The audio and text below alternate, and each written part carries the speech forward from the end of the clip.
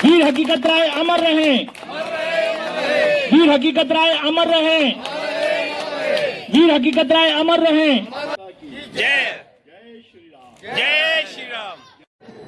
आज वीर हकीकत राय जी की जयंती और भंडारे। आज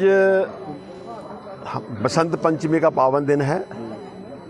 आज के दिन हम अपने उस वीर बालक को, जिसने 1734 में सनातन के लिए, हिंदू धर्म के लिए अपना बलिदान दिया था, उनको नमन करते हैं। उस वक्त भी आक्रांता ज़बरदस्ती हमारे लोगों के साथ करते थे। वीर हकीकत राय को सिर्फ इसलिए फांसी दी गई कि उन्होंने दुर्गा माता की जो गाली दी गई उसका विरोध किया था। उनको प्रलोभन दिया गया कि आप इस्लाम कबूल कर लो, आपको छोड़ दिया जाएगा। उन्होंने नहीं, मैंने गलत बात नहीं की और मैं हिंदू हूँ, हिंदू ही रहूँगा। तो 1734 में उनको सनातन ना छोड़ने के, हिंदू धर्म ना छोड़ने के कारण उनको फांसी दी गई थी। उनको हम नमन कर रहे हैं। इसी के साथ साथ आज का दिन हम माँ सरस्वती की पूजा करते हैं, उनका आशीर्वाद लेते हैं। और आज का सबसे बड़ा दिन इसलिए भी है कि आज हमारे मोदी जी यूएई में इतने बड़े भव्य मंदिर का आज उद्घाटन कर रहे हैं। उस यूएई में जहाँ किसी वक्त हम अपने भगवान के प्रतिमाएं, रामायण गीता जैसे ग्रंथ भी मिल जा सकते थे, आज वहाँ पर 27 एकड़ में लगभग 700-800 करोड़ रुपए की लागत से इतना भव्य मंदिर बन रहा है। तो भारत धीरे धीरे विश्व गुरु की ओर बढ़ रहा है। मेरे सनातन की ध्वजा पूरे देश ही नहीं, पूरी दुनिया में फहरा रही है।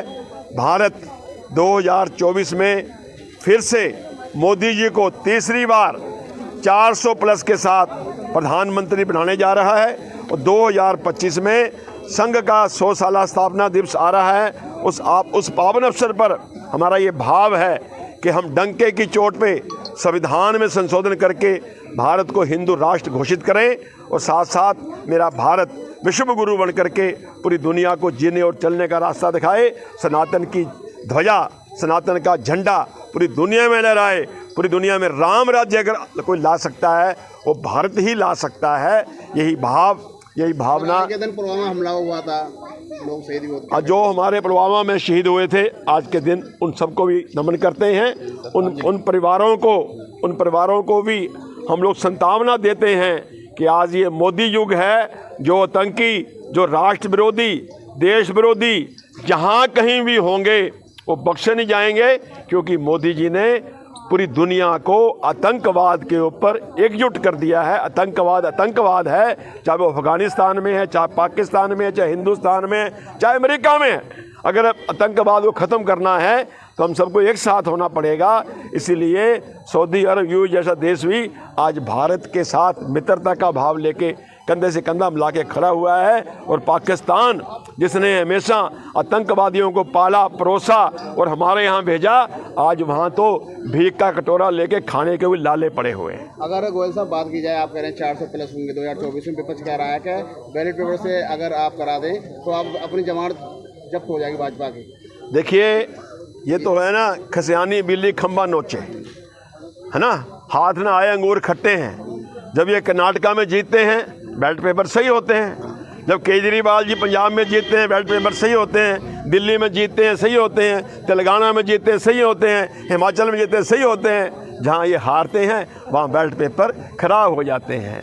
देश और दुनिया देख रही है, जो हमारा चुनाव का सिस्टम है बहुत बढ़िया है। हिंदुस्तान दुनिया का सबसे बड़ा लोकतंत्र देश है और यहाँ 143 करोड़ की जनसंख्या होने के बावजूद भी जिस शांति, प्रेम, भाईचारे के साथ पिछले कई सालों से चुनाव संपन्न करवाए जा रहे हैं, हमारी ये पद्धति बहुत बढ़िया है और पसंद है, लोगों को पसंद है, देश की जनता को पसंद है। और जो लोगों की कुर्सियां खिसक रही हैं, जिन लोगों की दुकानें बंद होनी हैं, जो परिवारवाद को लेकर चलते थे, उनको लग रहा है कि हमारा आने वाला भविष्य अंधकार में है, वही ऐसी बातें करके देश की जनता को भ्रमित करने का प्रयास कर रहे हैं। मगर देश की जनता भ्रमित होने वाले नहीं हैं। देश की जनता का पूरा विश्वास आज मोदी जी की गारंटी पे है। मोदी की गारंटी को भी और गारंटी है कि मोदी जो कहते हैं उसको करते हैं। तो धारा 370 हटाई गई है, चाहे राम मंदिर बना है, चाहे 3 तलाक हटाए हैं, यूसीसी आ रहा है, सीए लागू हो गया है,